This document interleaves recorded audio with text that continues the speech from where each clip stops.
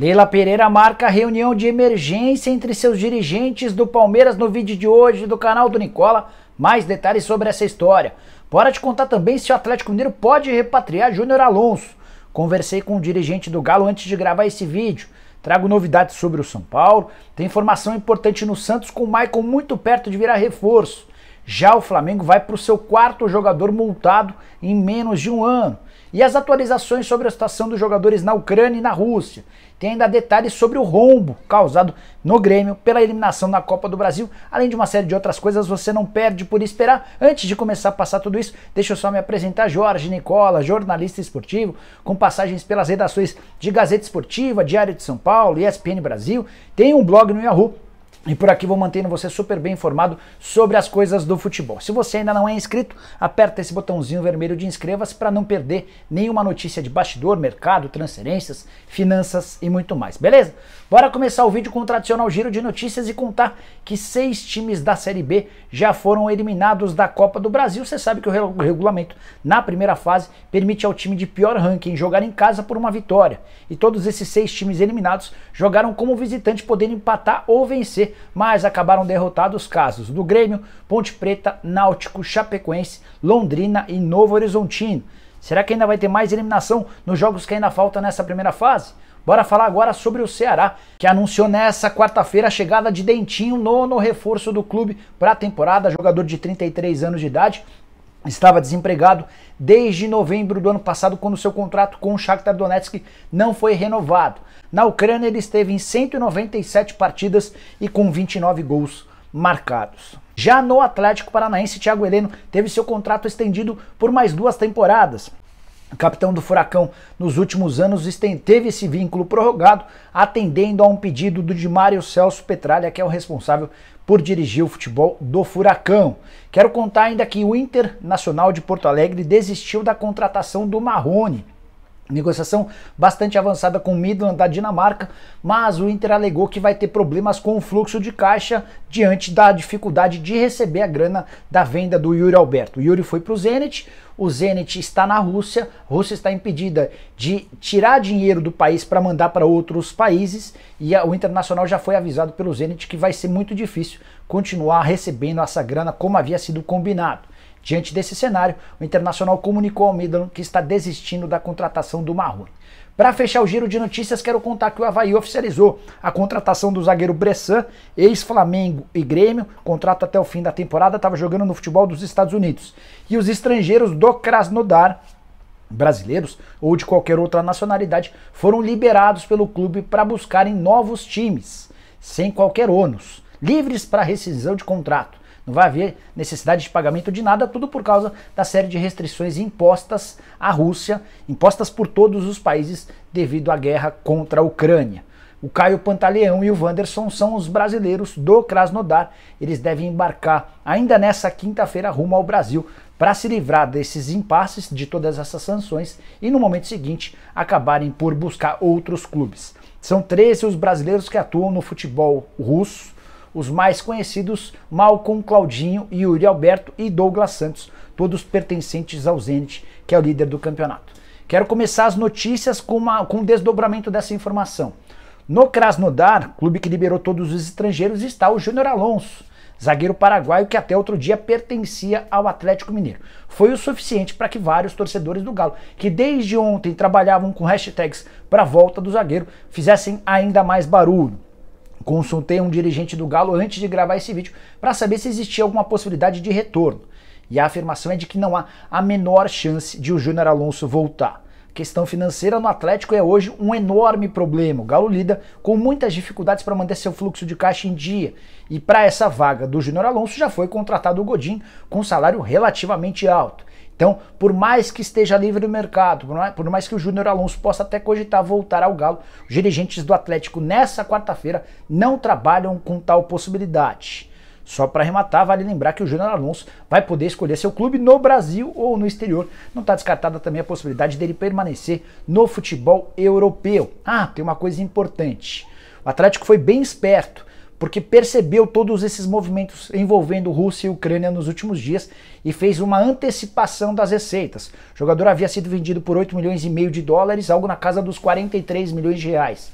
É óbvio que para antecipar toda essa receita, o Atlético se viu obrigado a abrir mão de parte do dinheiro, mas é melhor abrir mão de uma parte e receber de forma antecipada do que correr o risco de não saber quando é que vai receber, como aconteceu, por exemplo, com o Internacional em relação ao Yuri Alberto, beleza?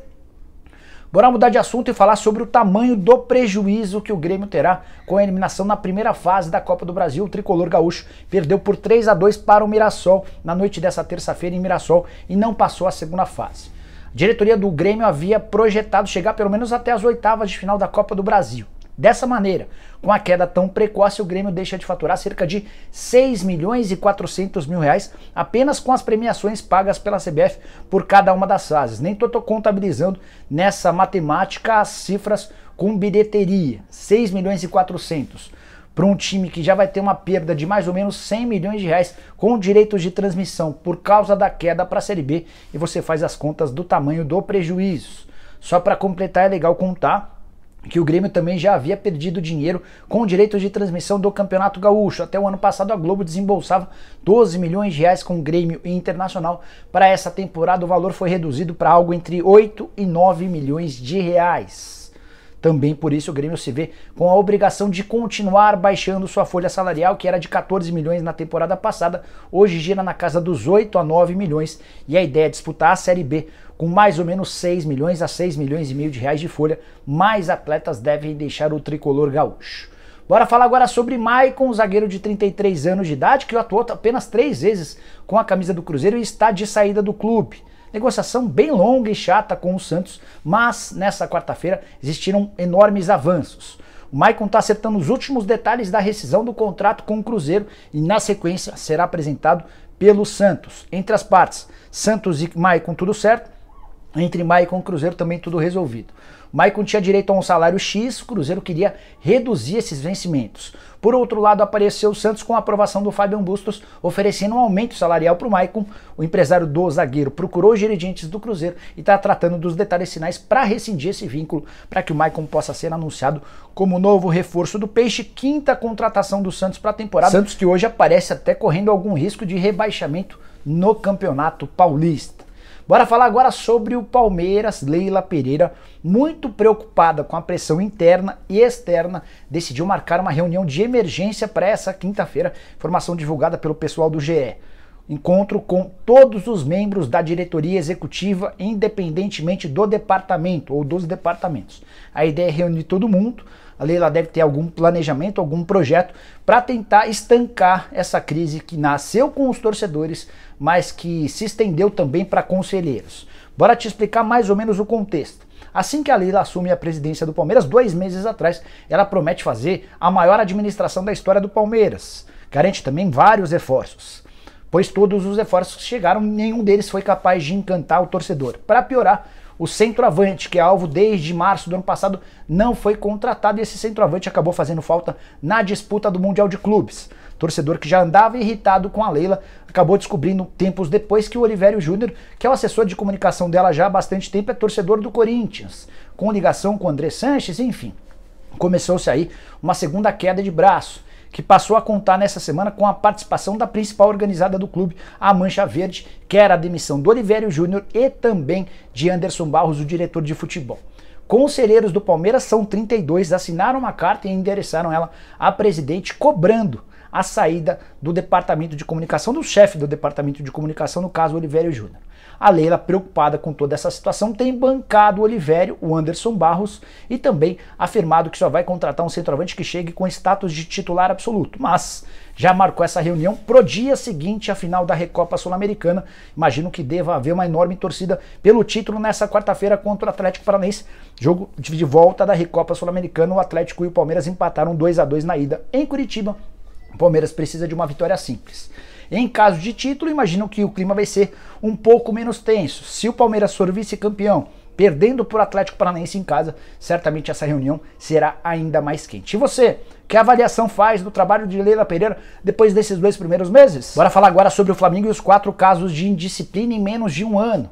O Isla é o quarto jogador multado no elenco profissional do rubro-negro desde o ano passado. A multa do Isla, você sabe, ele alegou no final de semana estado gripal, que o impediria de enfrentar o Resende. Depois constatou-se que ele participou de uma festa na madrugada anterior. 10% de multa, também está fora do jogo contra o Vasco da Gama nesse fim de semana. Há quem garanta que o Isla não joga mais pelo rubro-negro.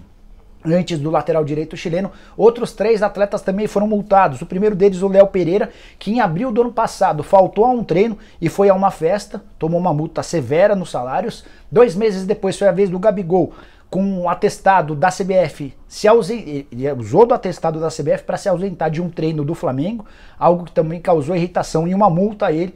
E no mês de junho foi a vez do Michael, pouco depois da conquista do título da Recopa Sul-Americana, ou da Supercopa do Brasil, para ser mais específico. Ele se apresentou com atraso na reapresentação do Flamengo e acabou tomando uma multa. Paulo Souza, quando contratado, ouviu dos dirigentes que havia uma série de pequenos ruídos dentro do elenco e que ele tinha como uma de suas missões colocar ordem e disciplina no time rubro-negro. Como é que você pensa em ver toda essa história? Use espaço para comentários só para contar ou lembrar que uma das missões de Paulo Pelaipe enquanto gerente de futebol do Flamengo era colocar ordem dentro do vestiário. E desde que o Pelaipe foi embora, esse local ou essa vaga nunca foi reposta. E acho que ajuda a explicar um pouquinho de tantos atos de disciplina. Só para falar do São Paulo e contar que o Jandrei, que vinha sendo o titular do Gol São Paulino, testou positivo para a Covid e é uma ausência certa para o confronto contra o Corinthians no sábado no Majestoso. O que isso significa? A volta de Thiago Volpe, que não tem moral com o torcedor são paulino, também perdeu prestígio com dirigentes do São Paulo, até o Rogério Ceni, que resistia e batalhava pela presença do Thiago Volpe, já parece ter perdido um pouquinho das expectativas. Vamos ver como é que o Volpe se sai no confronto contra o Corinthians, confronto extremamente importante para o Rogério Ceni e para o torcedor do São Paulo, para provar que o São Paulo vive de fato uma nova fase. Quero fechar o vídeo falando sobre Roman Abramovich, que decidiu colocar à venda o Chelsea. Nos últimos dias ele já havia passado o comando do Chelsea para a Fundação Chelsea, todo mundo entendeu que era um movimento só para inglês ver, mas nessa quarta-feira ele anunciou de forma oficial que o Chelsea está à venda. Tudo porque ele, como um dos oligarcas russos, sofre enorme pressão do mundo e o Chelsea poderia acabar sendo punido, responsabilizado por conta dessa situação. O Abramovich, que está à frente do Chelsea há 19 anos e ganhou absolutamente todas as possibilidades de títulos, o último deles, o Mundial de Clubes, decidiu colocar o clube à venda, 3 bilhões de libras, ou mais ou menos 20 bilhões de reais. Essa é a pedida do Abramovich para negociar o Chelsea. Só uma curiosidade, ele assegura que todo esse dinheiro da venda será utilizado para ajudar pessoas que se tornaram vítimas da guerra entre Rússia e Ucrânia. Como é que você vê essa história? Você acha que o Chelsea vale de fato esses 20 bilhões de reais? Use o espaço para comentários, deixe sua opinião. A gente se encontra um pouquinho mais tarde com o programa do Nicola. Fechado? Abraço, tchau, tchau!